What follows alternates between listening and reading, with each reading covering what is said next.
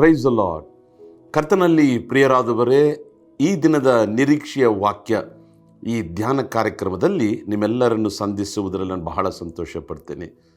ಒಂದೊಂದು ದಿನವೂ ನೂತನ ಕೃಪೆ ಕರ್ತನು ನಮ್ಮ ಮೇಲೆ ಸುರಿಯುವುದರಿಂದ ನಾವು ಜೀವಂತವಾಗಿದ್ದೇವೆ. ಅದಕ್ಕಾಗಿ ನಾವು ದೇವರಿಗೆ ಯಾವಾಗಲೂ ಕೃತಜ್ಞತಾ ಸ್ತುತಿಗಳನ್ನು ಸಲ್ಲಿಸಬೇಕು. ಸರಿ, ಇವತ್ತು ನಿರೀಕ್ಷೆಯನ್ನು ಕೊಡುವಂಥ ಆ ವಾಕ್ಯ ಏನಂತ ನೋಡಬೇಕಾದ್ರೆ, ಪ್ರಕಟಣೆಯ ಪುಸ್ತಕ 21ನೇ ಅಧ್ಯಾಯ ಅದರ 5ನೇ ವಾಕ್ಯ. ಸತ್ಯವೇದ ಪುಸ್ತಕದಲ್ಲಿ ಕಡೇ ಪುಸ್ತಕ, the book of revelation chapter 21 verse 5. ಆಗ ಸಿಂಹಾಸನದ ಮೇಲೆ ಕೂತಿದ್ದವನು, ಇಗೋ ಎಲ್ಲವನ್ನು ಹೊಸದು ಮಾಡುತ್ತೇನೆ ಅಂದನು. ಆಮೇಲೆ ಅದ್ಭುತವಾದಂಥ ಒಂದು ವಾಕ್ಯ. The one who is seated on the throne says, behold I will make all things new. ಇವತ್ತು ಕರ್ತ ನಮಗೆ ಕೊಡುವಂಥ ನಿರೀಕ್ಷೆಯ ವಾಗ್ದಾನ, ನಾನು ಎಲ್ಲವನ್ನೂ ಹೊಸದು ಮಾಡ್ತೇನೆ, ಎಲ್ಲವನ್ನು ನೂತನಪಡಿಸ್ತೇನೆ. ಅದು ಯಾರು ಹೇಳೋದು? ಸಿಂಹಾಸನದಲ್ಲಿ ಕುಳಿತಿರುವಂಥ ಕರ್ತನು. ನೋಡ್ರಿ, ಈ ಲೋಕದಲ್ಲಿರುವಂಥ ಸಿಂಹಾಸನಗಳು 5 ವರ್ಷ ಅಥವಾ 2 ವರ್ಷ, 3 ವರ್ಷ ಅಥವಾ 10 ವರ್ಷ ಅಷ್ಟೇ ಮುಗಿದೋಗ್ಬಿಡುತ್ತೆ.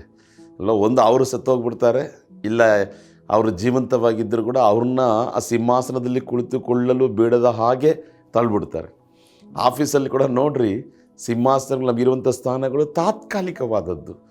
ಆದರೆ ನಾನು ಹೇಳುವಂಥ ನಮ್ಮ ದೇವರ ಸಿಂಹಾಸನ ಎಂದೆಂದಿಗೂ ನೆಲೆಯಾಗಿರ್ತದೆ, ಸದಾಕಾಲವಿರುವಂಥ ಸಿಂಹಾಸನ.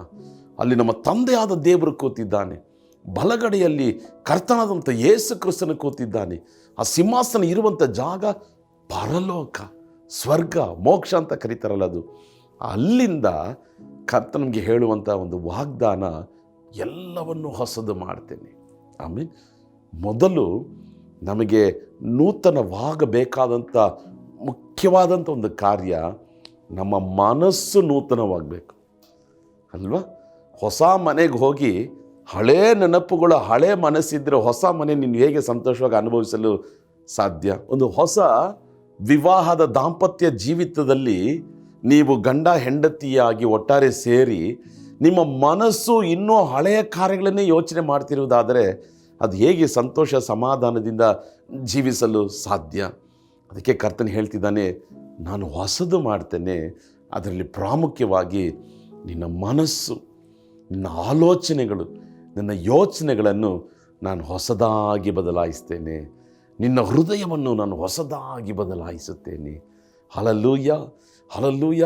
ನಮ್ಮ ಮನಸ್ಸು ನೂತನವಾಗುವಾಗ, ನಮ್ಮ ಹೃದಯದ ಯೋಚನೆಗಳು ನೂತನವಾಗುವಾಗ, ನಾವು ನೋಡುವಂಥ ಎಲ್ಲ ಕಾರ್ಯಗಳು ಅದು ಹೊಸದಾಗಿ, ಅದು ಪರಿಶುದ್ಧವಾಗಿ, ಅದು ನೂತನವಾಗಿ, ಅದು ಮಹಿಮೆಯಾಗಿ ಕಾಣಲ್ಪಡುತ್ತದೆ. ಎಷ್ಟು ಜನರಿಗೆ ಅರ್ಥ ಆಗ್ತಿದೆ? ಇವತ್ತು ಕರ್ತನು ಹೇಳ್ತಿದ್ದಾನೆ, ನಿನ್ನ ಮನಸ್ಸು ಹಳೆಯ ನೆನಪುಗಳಿಂದ ತುಂಬಲ್ಪಟ್ಟಿದೆ. 10 ವರ್ಷಗಳ ಹಿಂದೆ ನಡೆದಿದ್ದು, 5 ವರ್ಷಗಳ ಹಿಂದೆ ನಡೆದಿದ್ದು, ಹಳೆಯ ಪಾಪದಿಂದ ತುಂಬಲ್ಪಟ್ಟಿದೆ. ಹಳೆಯ ಅಪರಾಧಗಳಿಂದ ಮಾಡಿದಂಥ ತಪ್ಪು ಮನಸ್ಸಾಕ್ಷಿಯಿಂದ ತುಂಬಲ್ಪಟ್ಟಿದೆ. ನಿನ್ನ ಹೃದಯದಲ್ಲಿ ಯಾವಾಗಲೂ ದುಃಖದಿಂದ ತುಂಬಲ್ಪಟ್ಟಿದೆ, ಮನ ಒತ್ತಡದಿಂದ ತುಂಬಲ್ಪಟ್ಟಿದೆ, ಡಿಪ್ರೆಷನ್ನಿಂದ ತುಂಬಲ್ಪಟ್ಟಿದೆ. ಅದರ ಕರ್ತನು ಹೇಳ್ತಿದ್ದಾನೆ, ನಾನು ಎಲ್ಲವನ್ನೂ ಹೊಸದು ಮಾಡ್ತೇನೆ. ನಿನ್ನ ಮನಸ್ಸನ್ನು ಹೊಸದು ಮಾಡ್ತೇನೆ, ನಿನ್ನ ಹೃದಯದ ಆಲೋಚನೆಗಳನ್ನು ಹೊಸದು ಮಾಡ್ತೇನೆ. ನಿನ್ನ ಮನಸ್ಸು ಹೊಸದಾಗಿ ಬದಲಾಗುವಾಗ ನಿನ್ನ ಬಾಯಿಂದ ಹೊರಡುವಂಥ ಮಾತುಗಳು ಹೊಸದಾಗಿರ್ತದೆ. ಅದು ನಂಬಿಕೆಯ ಮಾತುಗಳಾಗಿರ್ತದೆ, ಅದು ಇತರರನ್ನು ಉತ್ಸಾಹಪಡಿಸುವಂಥ ಮಾತುಗಳಾಗಿರ್ತದೆ. ಈಗ ಮನಸ್ಸು ಹಳೆಯದಾಗಿದೆ ಅಂತ ಇಟ್ಕೊಳ್ರಿ, ಹೃದಯದ ಆಲೋಚನೆಗಳು ಹಳೆಯ ಭಾರ, ಆ ಮೂಟೆ ಕಟ್ಟಲ್ಪಟ್ಟು ಒಳಗಿದೆ ಅಂತ ಇಟ್ಕೊಳ್ರಿ. ನಾವು ಹೇಗೆ ಮಾತಾಡ್ತೀವಿ? ಅಯ್ಯೋ ಏನಪ್ಪ ಇದು ಕಷ್ಟ, ಏನಪ್ಪ ಇದು ಹೋರಾಟ, ಅಯ್ಯೋ ಸಾಕಾಗೋಯ್ತು, ನಾವು ಸಾಯೋಣ, ಯಾಕೆ ಬದುಕಬೇಕು ಎಂಬುದಾಗಿ. ಆದರೆ ಕರ್ತನು ಸಿಂಹಾಸನದಲ್ಲಿ ಕುಳಿತಿರುವಂಥ ಕರ್ತ ನಮ್ಮ ಮನಸ್ಸನ್ನು, ಹೃದಯದ ಆಲೋಚನೆ ನೂತನ ಮಾಡಿಬಿಟ್ರೆ ನಮ್ಮ ಬಾಯಿಂದ ಹೊರಡುವಂಥ ಮಾತುಗಳು ನಂಬಿಕೆಯ ಮಾತುಗಳಾಗಿರ್ತದೆ. Positive talk. ಕರ್ತನಿದ್ದಾನೆ, ನನಗೇನು ಭಯನೇ ಇಲ್ಲ, ನನಗೆ ಕರ್ತನ ವಾಗ್ದಾನಗಳಿದೆ, ನನಗೆ ಹೆದರಿಕೆನೇ ಇಲ್ಲ, ಕರ್ತನಿಗೆ ವಾಗ್ದಾನ ಕೊಟ್ಟಿದ್ದಾನೆ, ಅದನ್ನು ನೆರವೇರಿಸ್ತಾನೆ. ಈ ಮಾತುಗಳು ಹೊರಟು ಬರುತ್ತದೆ. ನಮ್ಮ ಶರೀರವನ್ನು ನೂತನಪಡಿಸ್ತಾನೆ, ನಮ್ಮ ಕುಟುಂಬದಲ್ಲಿರುವಂಥ ಕಾರ್ಯಗಳನ್ನು ನೂತನಪಡಿಸ್ತಾನೆ, ನಮ್ಮ ಸಭೆಯನ್ನು ನೂತನಪಡಿಸ್ತಾನೆ, ಸೇವೆಯನ್ನು ನೂತನಪಡಿಸ್ತಾನೆ. ಎಲ್ಲ ಕಾರ್ಯಗಳನ್ನು ನೂತನಪಡಿಸುವ ಸರ್ವಶಕ್ತನಾದಂಥ ದೇವರು ನಮ್ಮ ದೇವರಾಗಿದ್ದಾನೆ. ನಾನು ಹೇಳುವಂಥ ಈ ಯೇಸು ಕ್ರಿಸ್ತನಿಗೆ ನಿನ್ನ ಮನಸ್ಸನ್ನು, ನಿನ್ನ ಹೃದಯವನ್ನು, ನಿನ್ನ ದೇಹವನ್ನು, ನಿನ್ನ ಜೀವಿತವನ್ನು ಹೊಸದು ಮಾಡಲು ಶಕ್ತಿ ಇದೆ, ಬಲ ಇದೆ. ನೀನು ಎಲ್ಲಿ ಹೋಗಬೇಕಾಗಿಲ್ಲ. ಯೇಸುವೆ ಅಂತ ಕರೆದರೆ ಆತನ ಶಕ್ತಿಯು, ಆತನ ನಾಮವು, ಆತನ ರಕ್ತವು ಎಲ್ಲವನ್ನು ಹೊಸದು ಮಾಡ್ತದೆ. ಆಮೇಲೆ ಸರಿ, ಇವತ್ತು ಈ ನಿರೀಕ್ಷೆ ತುಂಬಲ್ಪಟ್ಟಂಥ ವಾಕ್ಯವನ್ನು ಇಟ್ಕೊಂಡು ಹಳೆಯ ಕಾರ್ಯಗಳನ್ನು ಮರೆತು ಕರ್ತನು ಹೇಳುವಂಥ ಹೊಸ ಕಾರ್ಯವನ್ನು ಸ್ವೀಕರಿಸಿ ಹೊಸದಾಗಿ ನಾವು ಜೀವಿಸೋಣ. ಆಮೇಲೆ ಕಣ್ಗಳನ್ನು ಮುಚ್ಚಿ ಪ್ರಾರ್ಥಿಸೋಣ. ನಮ್ಮನ್ನು ಬಹಳವಾಗಿ ಪ್ರೀತಿಸುವಂಥ ಪರಲೋಕದ ತಂದೆಯೇ, ನಮ್ಮ ಜೀವಿತವನ್ನೇ ಹೊಸದಾಗಿ ಮಾಡ್ತೀಯಾ ಅಂತ ನೀನು ವಾಗ್ದಾನ ಕೊಡ್ತಿದ್ದೀಯ ಸ್ವಾಮಿ. ಈ ನಿನ್ನ ಜನರ ಮನಸ್ಸನ್ನು ಹೊಸದುಪಡಿಸು. ಈ ನಿನ್ನ ಜನರ ಆಲೋಚನೆಗಳು, ಹೃದಯದ ಯೋಚನೆಗಳನ್ನು ನೀನು ಹೊಸದುಪಡಿಸು ಸ್ವಾಮಿ. ಅವರ ಎಲ್ಲ ಹಳೆಯ ಕಾರ್ಯಗಳು ಬದಲಾಗಲಿ, ಎಲ್ಲವೂ ನೂತನವಾಗಲಿ.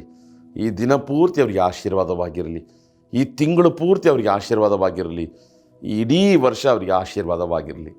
ನೀನು ಹಾಗೆ ಮಾಡುವುದಕ್ಕಾಗಿ ಸ್ತೋತ್ರ.